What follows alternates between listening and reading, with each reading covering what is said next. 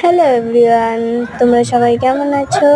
আশা করি সবাই ভালো আছো। আমিও ভালো আছি। আর আমি চলে আসি আজকে একটু বিকেলে পার্কে ঘুরতে এসে ওই দিতে যে বোটটা দেখা যাচ্ছে, ওই বোটটাতে উঠতে ইচ্ছে করছিল, তাই ননদকে বললাম যে ওঠো। তারপরে ও বলছে যে এখন হবে না, এখন আরো লোক চড়েছে, তো আমাদেরকে একটু ওয়েট করতে হবে।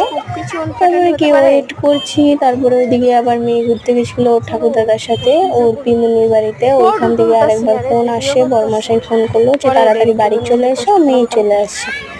তখন আর কি, তারপরে আর বুটে চড়া হলো না। খুব মনটা খারাপ লাগছিল, আমার থেকে বেশি আমার ননদের খারাপ লাগছিল যে বৌদি তুমি চড়তে চাইলা, আমার সাথে আর কোনোদিন আসো কি আসো নয়, তা আমি তোমাকে চড়াইতে পারলাম না।